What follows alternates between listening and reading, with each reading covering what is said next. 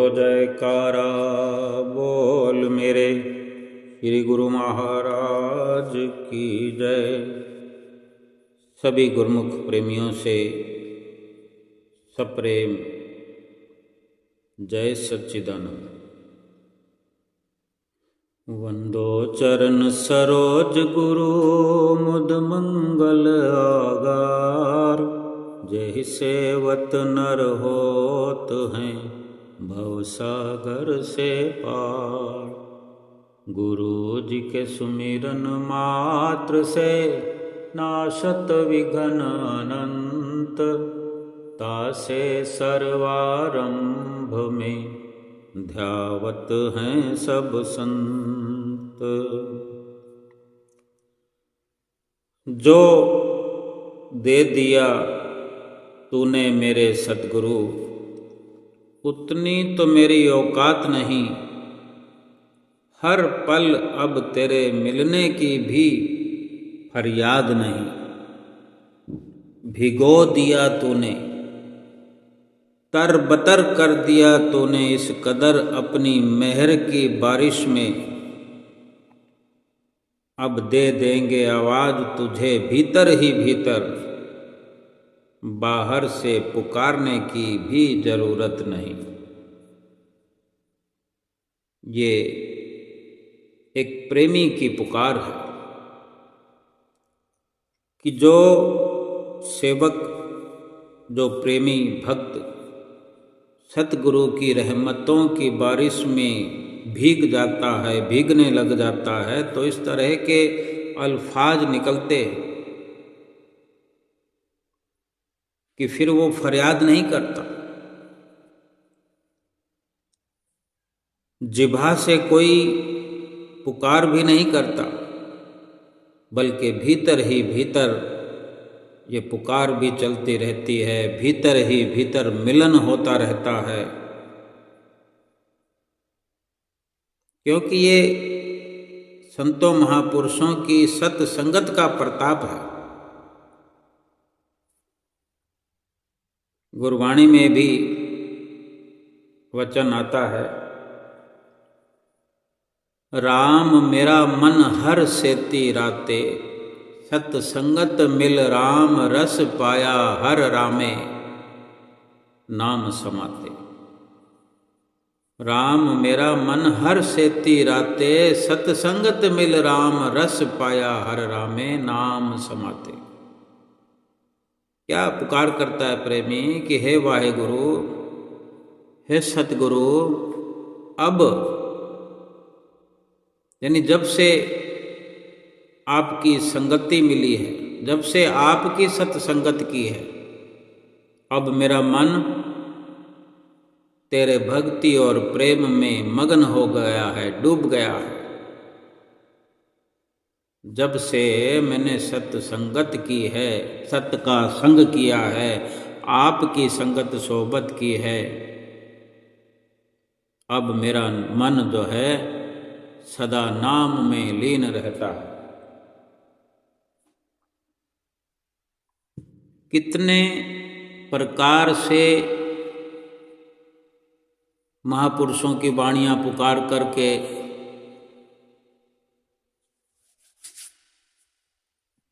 हम जीवों को आगाह करती हैं, खबरदार करती हैं, सचेत करती हैं कि गुरुमुख प्रेमियों, वास्तविक काम करो, सच्चाई वाला रास्ता अख्तियार करो, सच्चा काम करो, सच्ची संगत करो, यानी परमात्मा की भक्ति करो, नाम की कमाई करो, सत्य की संगत करो। इसलिए बार बार समझाते हैं, सुंदर वचन फरमाते हैं कि बाकी जो कार्य करने में हम लगे हुए, हमने वास्तविक काम को छोड़ा हुआ है, सत्य की संगत को छोड़ा हुआ है, सत्य संगत से दूर हैं, सतगुरु की रहमतों से भीगने की बजाय, सतगुरु की भक्ति के रंग में रंगने के बजाय संसार के रंग में रंग रहे हैं। संसार की रंगत चढ़ी हुई है। महापुरुष फरमाते हैं कि बस वास्तविक काम करो, सच्चा काम करो। जो काम तुम कर रहे हो, नाम सुमरन को छोड़कर, सत्संगत को छोड़कर जो काम हम कर रहे हैं, वो काम तो भगवान स्वयं भी कर देंगे, वो भी कर देंगे, वो भी कर देंगे, सब के सब काम भगवान कर देंगे। हम केवल मालिक के नाम सुमरन को अगर ना भूलें, मालिक की संगत सोहबत भीतर ही भीतर हमारे चलती रहे, नाम की धुन लगी रहे, सतगुरु से प्रेम बढ़ता रहे, और इसके साथ जितने भी संसारिक कार्य व्यवहार हैं वो भी करते रहें। कौन मना करता है?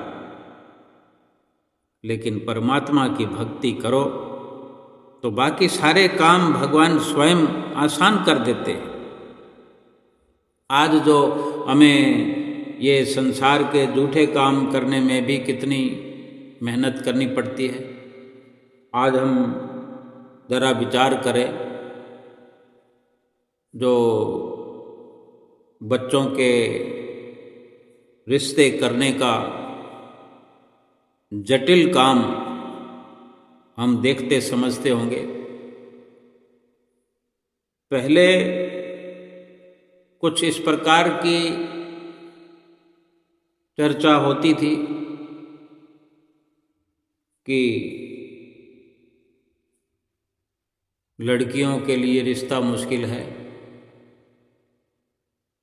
अब कहते हैं कि लड़कों के लिए रिश्ता मुश्किल है, लड़कियों का तो जल्दी जल्दी हो जाता है, लड़कियों की बहुत मांग है।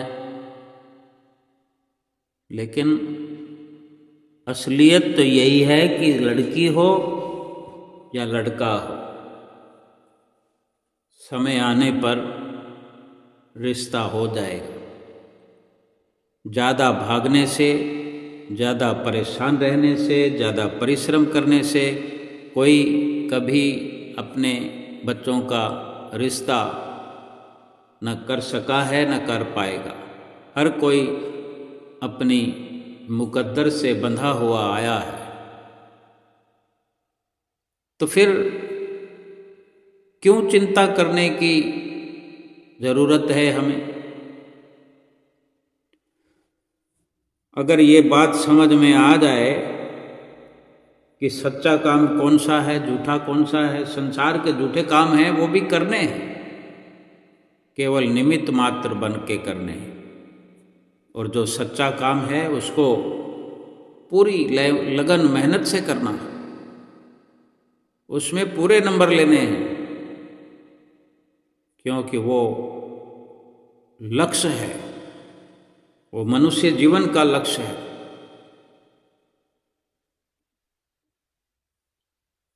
झूठे काम करने में अगर जीवन भर हम लगे रहेंगे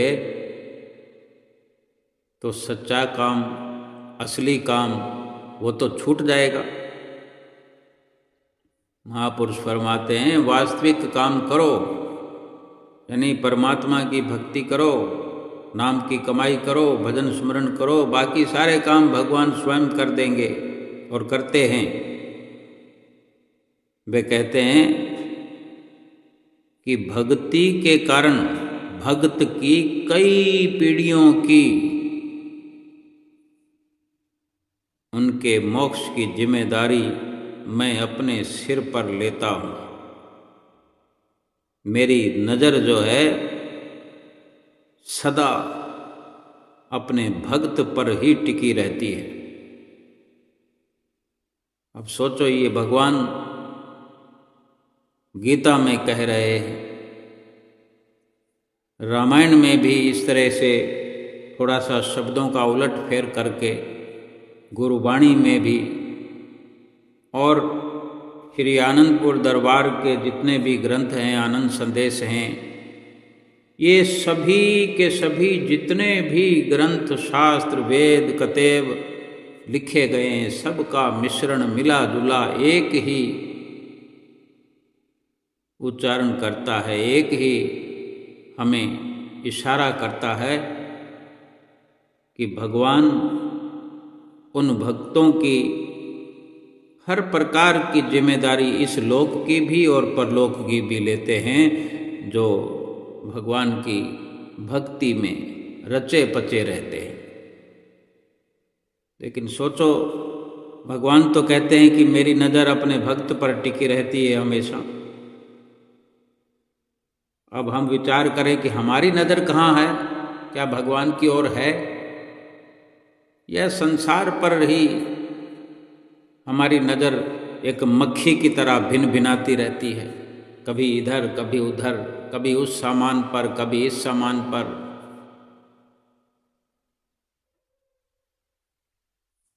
कितना ये अफसोसजनक विषय है कि भगवान अपने भक्त के लिए इतना पुरुषार्थ करते हैं, इतनी परवाह करते हैं, और कोई भक्त बनना ही ना चाहे, संसार का भक्त बने रहे, विषयों का भक्त बना रहे, काम क्रोध लोभ मोह अहंकार का भक्त बना रहे, मन का भक्त बना रहे, दास बना रहे। फिर भगवान अपनी नज़र उन पर थोड़ी टिका कर रखेंगे, फिर तो उन पर काल, यमराज, यमदूत नज़र टिका के रखते हैं कि कब समय आए और उनको लपक ले, कब उनको लिस्ट पकड़ाई जाए और वो लेने के लिए आ जाए। कैसे फिर काल घसीट कर ले जाता है। बुरे वक्त में, अंतिम समय में, नाम की कमाई के बिना उस अवस्था में अस्पतालों को बदलना, शहर को बदलना, गांव को बदलना, गांव से वहाँ जा रहे हैं, वहाँ से वहाँ जा रहे हैं, शहर से नगर में जा रहे हैं, नगर से फिर महानगर में जा रहे हैं, एक अस्पताल छोड़कर दूसरे अस्पताल में।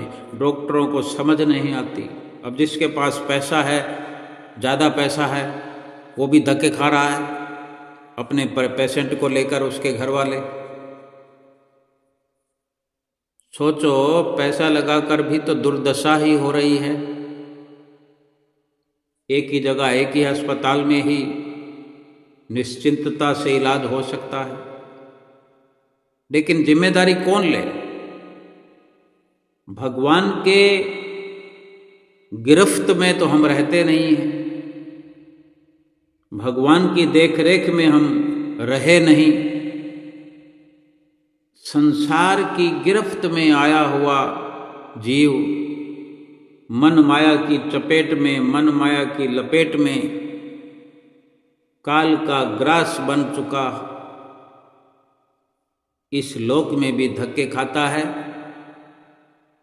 और परलोक में भी ठिकाना नहीं मिलता, 84 लाख योनियों में पहुंच जाता है। एक बार सोचने विचारने की बात है। शरीर पर दुख आए, बीमारी आए, वेलकम, स्वागत करिए, स्वागत होना चाहिए, क्योंकि वो हिसाब किताब चुकता हो रहा। लेकिन क्या जीवन भर अपने लक्ष्य की ओर हम बढ़े? कदम दर कदम लक्ष्य की ओर बढ़ते चले गए, सत्य का संगत करते चले गए, नाम की कमाई भक्ति करते हुए हमने समय व्यतीत किया, श्वासों को खर्च किया, या फिर संसार में ही संसारिकता में लिप्त हो करके सब कुछ गंवा दिया। दुख तो तब भी रहेगा और तब भी संसार के दास बनकर रहेंगे तो भी दुख आएगा। कर्मों के अनुसार, प्रारब्ध के अनुसार इस शरीर पर दुख तो आएगा, लेकिन थोड़ा फर्क है।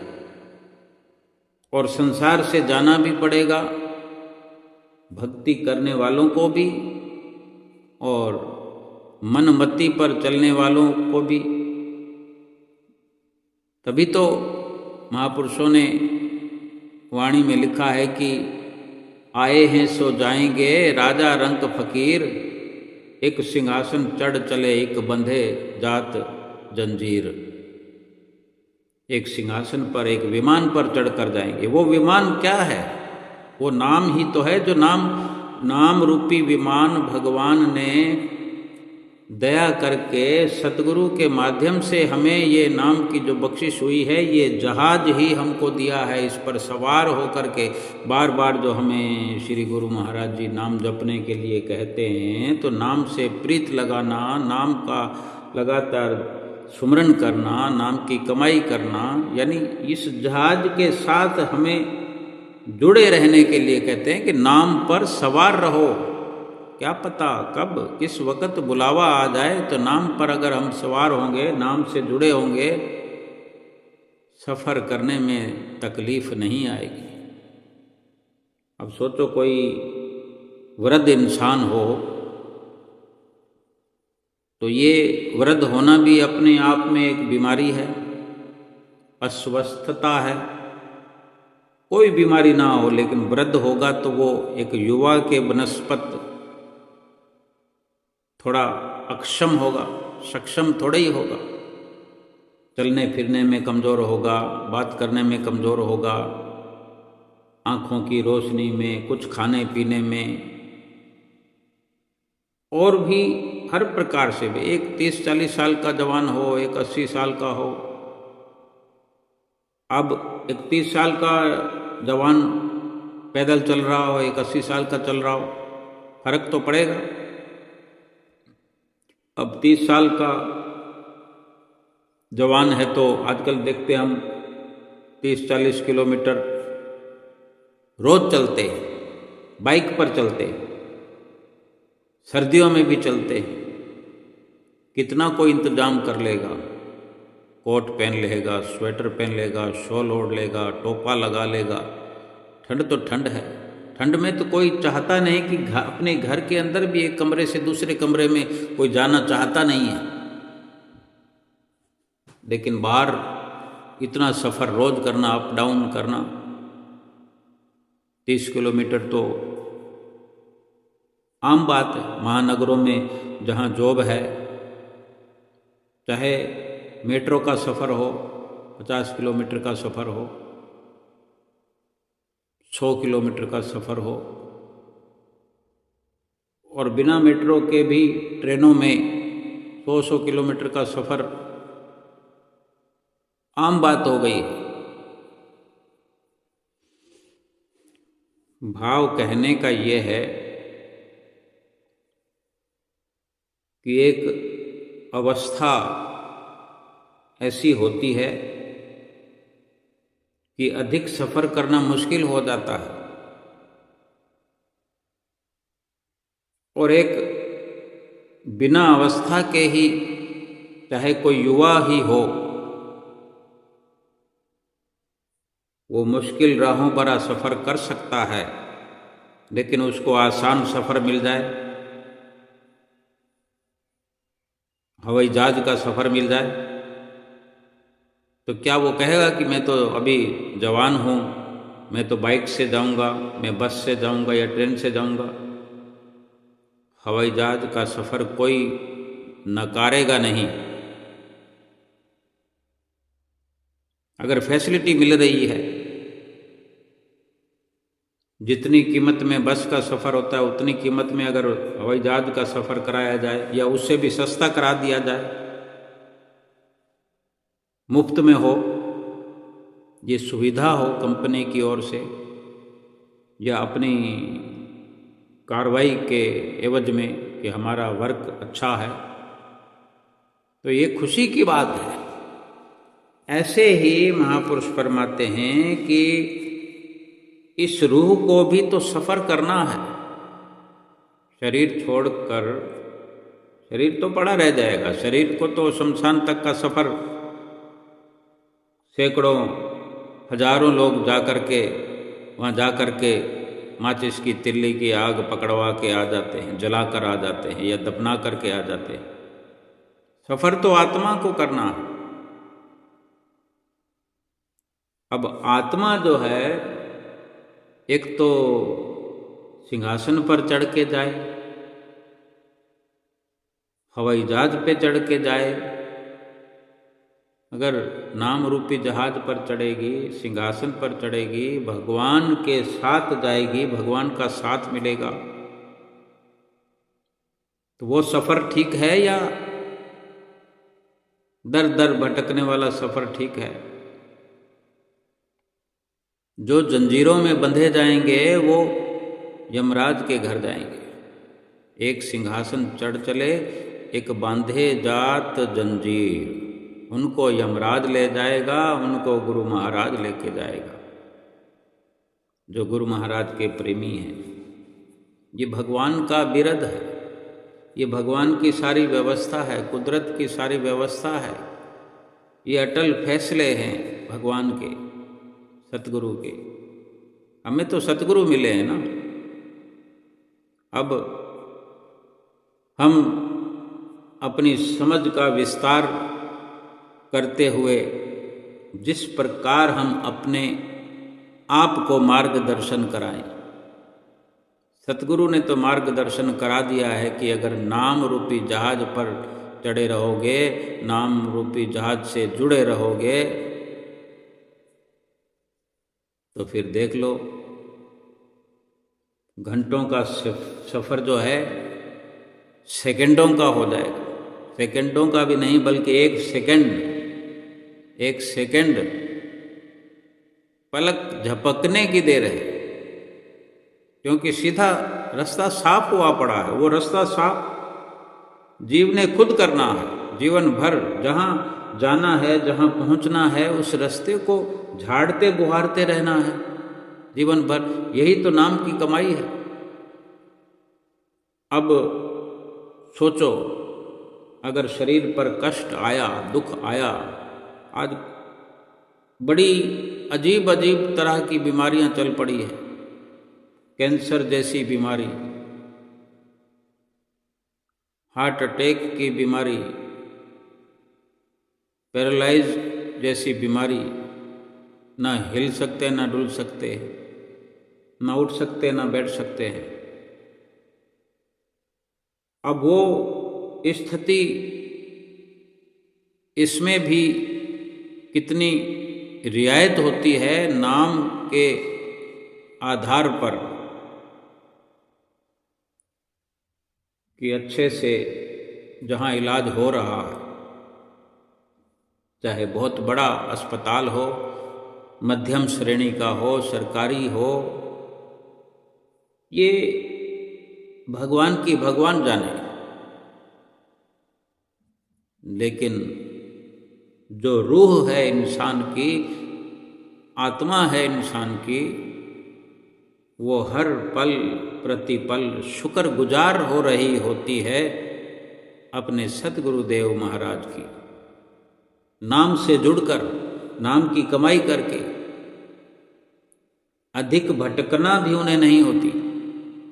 लंबे समय तक बेशक शरीर मरण शैया पर पड़ा रहे, कर्मों का बंधन है, प्रारब्ध जो भोग है, चाहे कोई ऋषि हो, मुनि हो, महापुरुष हो, स्वयं भगवान हो, एक मर्यादा के तहत वो भुगतान तो करना ही पड़ता है। लेकिन फिर भी एक स्थिरता बनी रहती है, क्योंकि भगवान का, सतगुरु का साथ मिल गया है। ये नाम की बदौलत ये सारी व्यवस्था होती है। उसकी रूह, उसकी आत्मा नाम रूपी जहाज पर चढ़कर जाती है।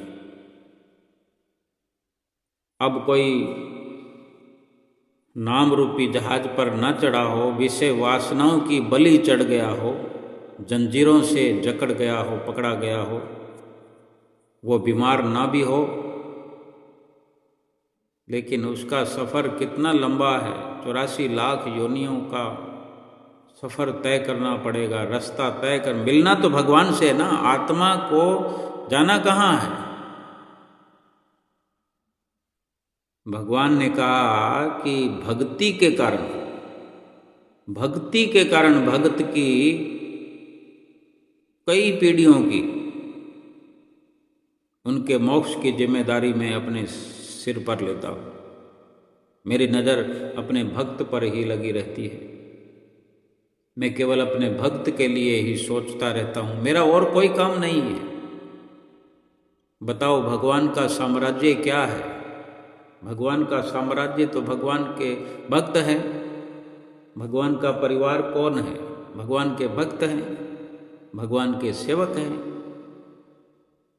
ये सतगुरु से हमें ज्ञान अर्जित होता है। सतगुरु ये सारी व्यवस्था करते, भगवान ने सारी व्यवस्था सतगुरु के हाथों में दे रखी है।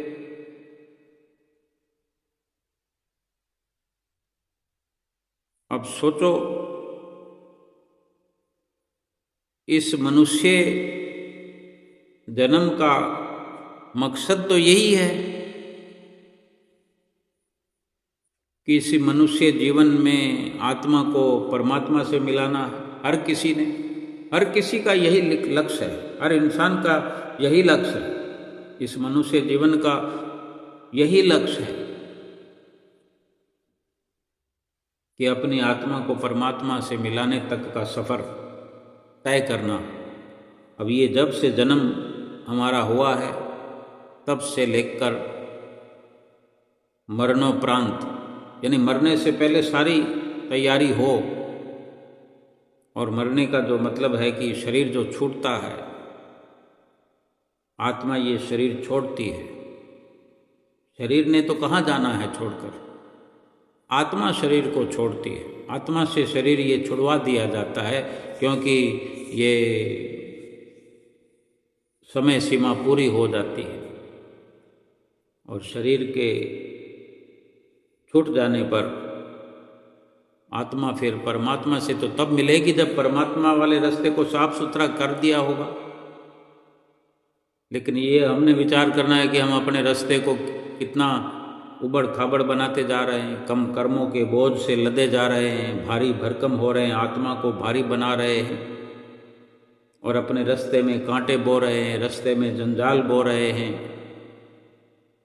बड़े बड़े खड्डे कर लिए हमने, किसी को दुख देकर, किसी को परेशान होकर, किसी की चोरी करके, किसी की डकैती करके। ये सब करते हुए तो पिछले जन्मों से आए, वो भी पड़ा है माल, अभी भुगतान नहीं हुआ। इस जीवन में भुगतान हम करते रहे, फिर भी हुआ नहीं, क्योंकि कोई साथ में मदद करने वाला, मददगार नहीं लिया हमने, कोई मदद करने वाला नहीं रहा, किसी से हमने बना के रखी नहीं। और बना के रखी तो संसार से, संसार भर से बनाते रहे, वो क्या मदद करेगा? वो तो खुद बोझिल है, सब बोझा ढो रहे। अब कोई गधों की सेना जा रही हो बोझा ढोए हुए, कौन गधा किससे कहेगा कि मेरा बोझा ज़्यादा है, तुम हल्का कर दो? जिसको कहेगा भाई मैं तो आप बोझिल हूँ, मैं तो आप मरा जा रहा हूँ। जिसको देखो, अब संसार से प्रीत करने का क्या है? लंबी लंबी चर्चाएं चलती हैं, सब एक दूसरे को अपने अपने दुखड़े सुना रहे हैं। आजकल आम है ये चर्चा, मेरी बहू तो ऐसी है, तुम्हारी कैसी है? बेटा कैसा भी हो उसका जिक्र नहीं करेगा, कोई बिरला ही करता है। बहू का जिक्र करेंगे, दूसरे घर से आई है। क्यों करेंगे? उम्मीद पाल रखी है पहले से, वो हमारी सेवा करेगी, ऐसा करेगी, वैसा करेगी, उस पर ये हुक्म चलाएंगे। क्यों करेगी? हिसाब किताब होगा तो अवश्य करेगी। अगर हम अपने कर्मों की ओर ख्याल करें, कर्मों की ओर नज़र रखें कि क्या मालूम हमारे कर्मों में क्या लिखा है, तो कर्मों को पहले साफ करने की कोशिश में लग जाओ।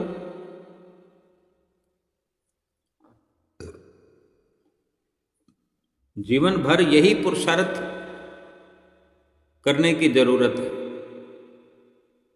नाम की कमाई करने से सारे पुरुषार्थ उसमें आ जाएंगे।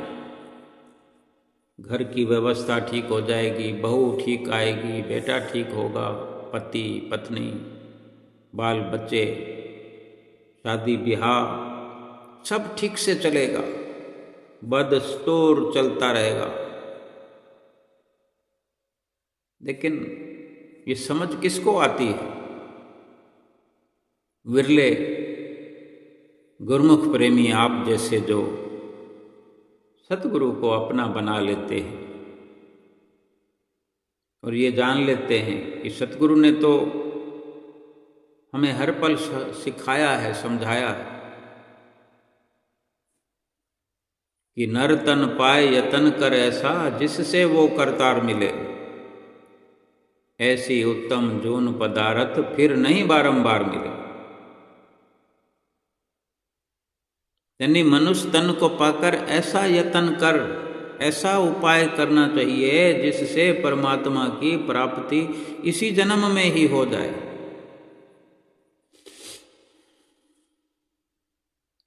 जीवात्मा परमात्मा से मिलकर एक हो जाए,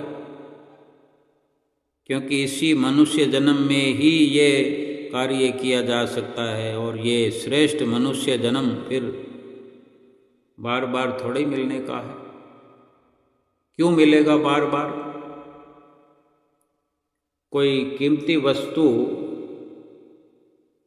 इस दुनिया में, जो हम झूठी वस्तुओं में किसी वस्तु का नाम कीमती रखते हैं, या किसी वस्तु को झूठी में भी क्वालिटी है, झूठी वस्तुओं में भी, झूठे सामानों में भी, कि ये उत्तम है, ये अति उत्तम है, ये मध्यम है, ये घटिया है, ये बढ़िया है, ये कीमती है, ये बिना कीमती है। महापुरुषों ने उनको सब मिला करके झूठा करार दिया है, लेकिन फिर भी उसमें क्वालिटी है।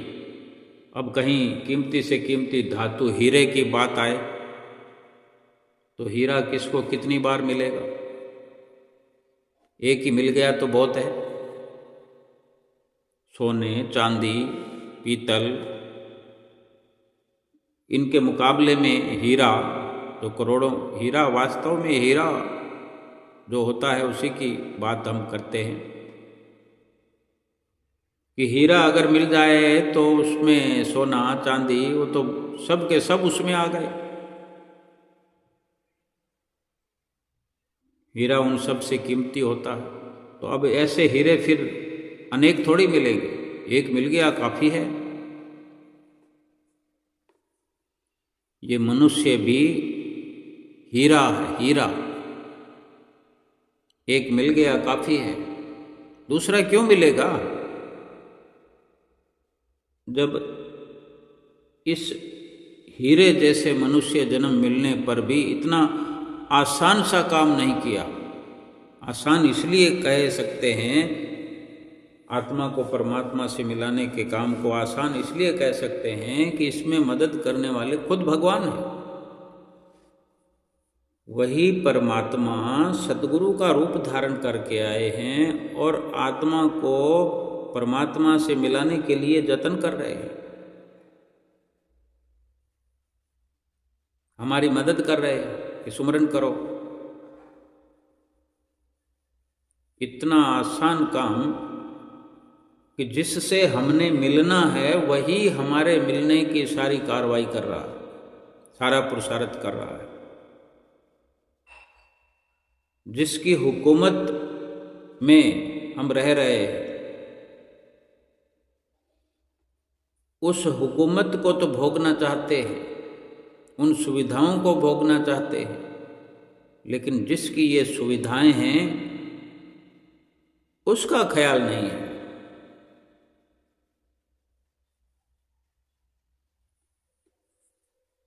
जिस कारण हमें भेजा गया उस बात का ख्याल नहीं है। जो बार बार हमें ये कहते हैं कि नर तन पाए जतन कर ऐसा, कि नर का ये शरीर, मनुष्य शरीर पा करके, मनुष्य जन्म पा करके ऐसा जतन कर, ऐसा पुरुषार्थ कर जिससे वो परमात्मा मिल जाए। फिर ऐसी उत्तम अनमोल ये जोनी मनुष्य जीवन की बार बार नहीं मिलेगी। तो ये मिल गया हमें मनुष्य जीवन, इसको हम खो दें, बेकार कर दें, जाया कर दें, सोचो कितना नुकसान होगा। फिर उनसे प्रीत कर रहे हैं, उनसे रिश्ता जोड़ रहे हैं जो खड्डे में गिराने वाले हैं। किससे प्रार्थना कर रहे हैं, किससे याचना कर रहे हैं, और जो हमें निकालने वाले हैं, जो हमें पहुंचाने वाले हैं, जो मिलाने वाले हैं, जो सुख स्वरूप बनाने वाले हैं,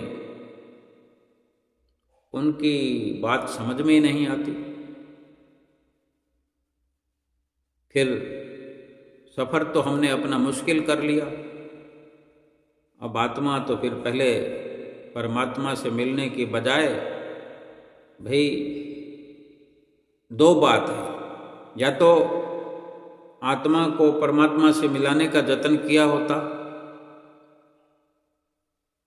जब से मनुष्य जन्म मिला है इस यत्न में लग गए होते तो परमात्मा से मिलन इस जीवन में ही हो जाता। इस जीवन में ही एक रूप भगवान के भगत हो जाते हैं, भगवान से अपनी आत्मा को परमात्मा से इसी जन्म में मिलाते हैं। जीते जी मरने के बाद में किसने देखा? और अगर ये पुरुषार्थ नहीं किया, ये जतन नहीं किया आत्मा को परमात्मा से मिलाने का, तो फिर 84 लाख योनियों में जाना तय है, दूसरी कोई व्यवस्था नहीं। तो परमात्मा वाले रास्ते पर चले नहीं तो परमात्मा से मिलन हुआ नहीं। अब 84 लाख योनियों में चले गए हैं तो फिर 84 लाख योनियां भोगो। भोगते भोगते भोगते कब परमात्मा की फिर दया होगी, फिर मनुष्य जन्म मिलेगा, फिर भक्ति करनी पड़ेगी, फिर भी कहीं गलती हो गई तो फिर 84 लाख योनियों में। यानी ये तो बात पक्की है, जब भी आत्मा का परमात्मा से मिलन होगा तो मनुष्य योनि में ही होगा।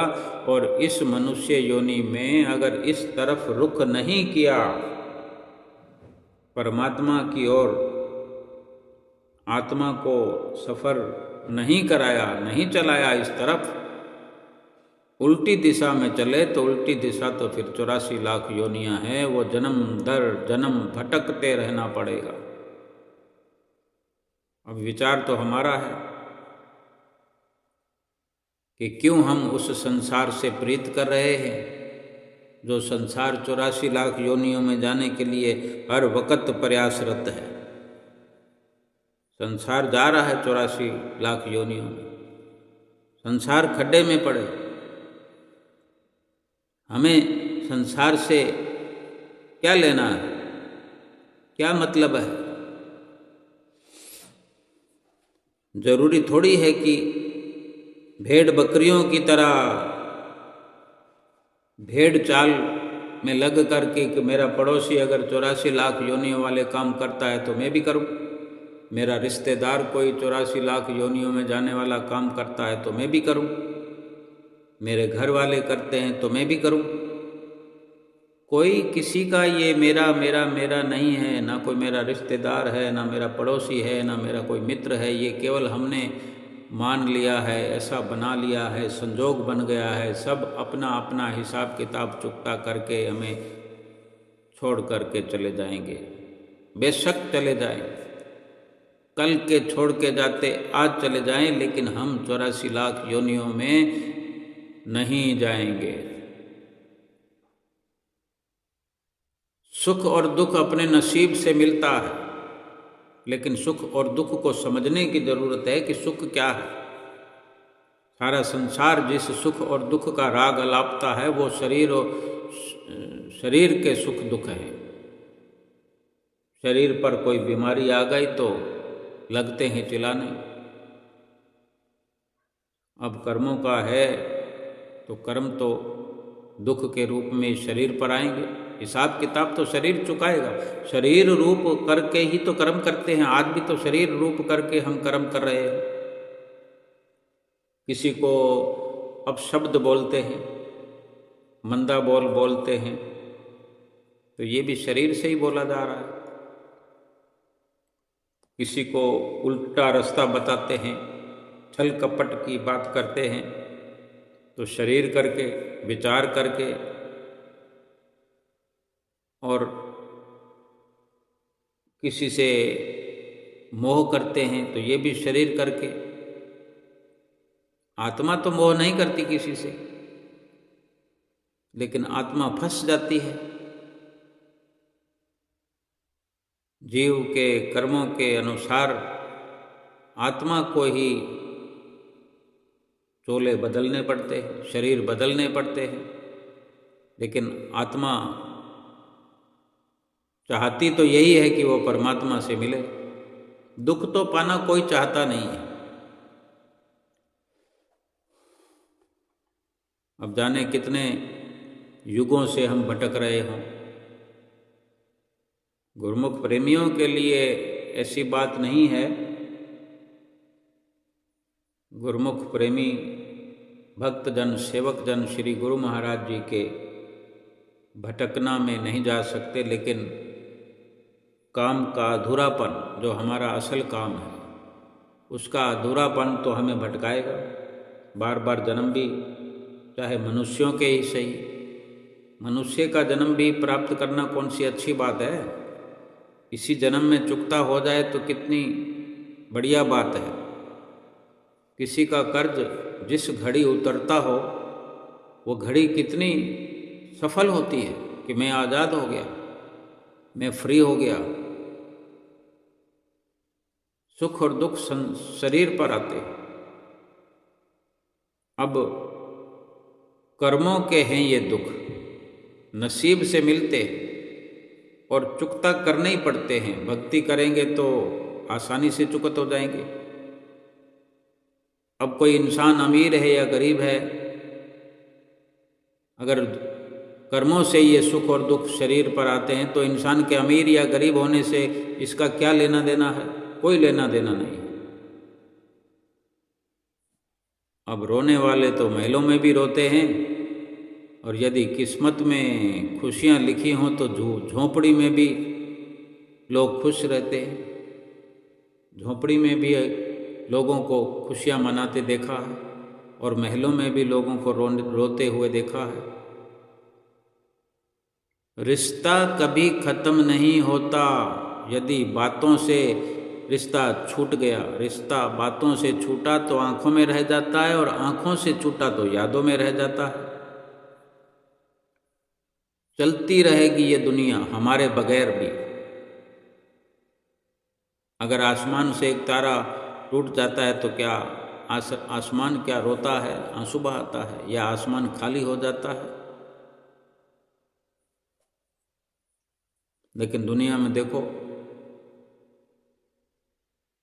झूठ मूठ का रोना लगा रहता है। कोई शरीर के दुखों को रो रहा है, कोई किसी के जाने को रो रहा है, कोई धन जाते हुए धन को रो रहा है, कोई टूटते हुए रिश्ते को देख करके रो रहा है। लेकिन ये नहीं विचार करते कि ये किसी न किसी रूप में मेरे किए हुए कर्म हैं। अगर किए हुए कर्म इस प्रकार भोगने पड़ते हैं, इतना दुखी करते हैं, तो कम से कम आज के वक्त में, इस पल में, इस घड़ी में क्यों ना अपने कर्मों का सुधार किया जाए। किन्हीं दूसरों की परेशानियों को देख करके, किसी के दुखों को देख करके हम बेशक खुशियां मनाते हों, लेकिन दूसरों की परेशानियों का कभी आनंद नहीं उठाना चाहिए। क्या पता हमको मालिक वो परेशानियां गिफ्ट में दे दे। कुछ कर्म भी हमने ऐसे नहीं किए होते कई बार, लेकिन दूसरों का मजाक उड़ाने पर, किसी का दिल दुखाने पर वही मुसीबत, वही परेशानी हमें मुफ्त में ही भगवान दे देता है, उपहार कर देता कि तू भी ले ले थोड़ी सी। भगवान क्योंकि हमें वही चीज देते भी हैं जिसमें हमें आनंद और सुकून प्राप्त होता है। एक तो ये संसार हमें भगवान देते हैं क्योंकि हमें सुकून मिलता है। ऐसे कर्म हम करते हैं कि हम बार बार जन्म लें, बार बार मरें। अब उसको समझने समझाने का तरीका कैसे भी हो, लेकिन आज जो कुछ भी हैं तो अपने कर्मों के अनुसार, भगवान ने हमारी मान्यता के अनुसार ही हमें दिया है। अब दुखी हैं या सुखी हैं वो भी हमारी करनी है, हमारी कार्रवाई है। भगवान तो न्याय करने वाले हैं, लेकिन ये विचार हमारे अंदर एक जगह बनाए, हमें समझ आ जाए कि अगर भगवान कुछ भी हमें दे सकते हैं तो फिर यही सब हमने क्यों लेना? क्यों नहीं हम भगवान को भगवान से मांग लेते जब भगवान सब कुछ दे सकते हैं? और वही तो सतगुरु हमें नाम दे करके लगातार रात और दिन चिताते हैं कि नाम का सुमरन करो। लेकिन हमें समझ आ जाए तो भगवान तो हमारी सारी व्यवस्था कर चुके हैं कि अगर नाम का सुमरन करेंगे, अपने असली मकसद की ओर आगे बढ़ेंगे तो सिंहासन पर बिठा कर लेकर जाएंगे। वो नाम ही सिंहासन है जिस पर चढ़ कर के हम ये सफ़र, ये भव का सागर पार करते हुए लेश मात्र भी दुख नहीं होगा, कोई तकलीफ नहीं होगी। ये जीवन में जो हम नाम का सुमरन करते रहेंगे तो यही सफ़र है, यही सफ़र है। और जब शरीर छूटेगा तो एक सेकंड में, पलक झपकने की देर है, आत्मा परमात्मा के साथ एक हो गई, खत्म। एक तो पहले ही हो जाती है। जब जब नाम का सुमरन करते हैं उस वक़्त आत्मा परमात्मा से मिल रही होती है। और जब ये सब 24 घंटे ये होमवर्क बन जाएगा, हमारा असली निजी कार्य बन जाएगा कि 24 घंटे भगवान के नाम में रत रहेंगे, लीन रहेंगे, तो आत्मा परमात्मा से मिली रहेगी। शरीर छूट गया, दूसरा शरीर मिलेगा ही नहीं। जिसने परमात्मा का नाम लिया, परमात्मा से मिलने वाले कर्म किए, तो परमात्मा का ही सुख भोगेगा ना। जो संसार का नाम लेगा, परिवार का नाम लेगा, वो संसार और परिवार वाले सुख भोगेगा। मनुष्य जन्म नहीं तो 84 लाख योनियों में परिवार मिल जाएगा। आस तो पूरी हो गई ना। भगवान के पास तो सारे रास्ते हैं, लेकिन इंसान का जन्म नहीं मिलेगा। फैसला तो हमको अपनी सुविधा के अनुसार करने का अवसर भी भगवान ने दे दिया है कि जिधर चाहोगे उस रास्ते पर भेज दिया जाएगा। इसलिए वक्त यही है। महापुरुष फरमाते हैं कि 2 बातों को भूल मत, जो चाहे कल्याण, नारायण एक मौत को, दूजे श्री भगवान। नारायण संत हुए हैं, वो अपनी वाणी में लिखते हैं कि 2 बातों को कभी नहीं भूलना चाहिए, एक मौत और दूसरे भगवान।